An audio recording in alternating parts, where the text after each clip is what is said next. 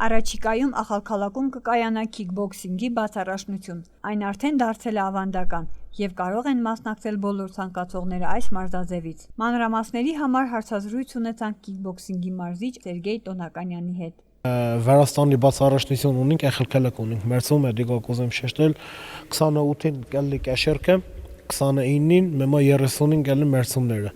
Մենք կոմանդներ կուկան, սաղ Վրաստանը հոսկալի, Հայաստանը 8-9 թիմ կուկան, մոտ 200-ից 300-ի սպորտսմեններ կուկան։ Ես հույսով եմ, որ մեր տեղակ այդ տեղակ ունենան, առաջի երկրորդ տեղեր կունենան,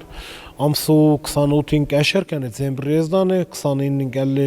սիրողական մենամարտները, ամսու 30-ինը կալի պրոֆեսիոնալի մենամարտները կալին։ Մուտքը ազատ է, ամեն ցանկացող վեր մարդը սիրեգա սպորտը կսիրե, կուզեն տեղոցը պալեթենեն, կերնանքան, նեստին, աշեն ու տեղոցը պալեթենեն։ Կենա ես կուզեմ շնորհակալություն հայտնել եմ այդ առիթովա, համ մեր Ախալքալակու կանգեոբային, համ Բոգդանովկայու, համ մեր սպոնսորներին, որ օգնեցին այդ պոեսները մենք առանք։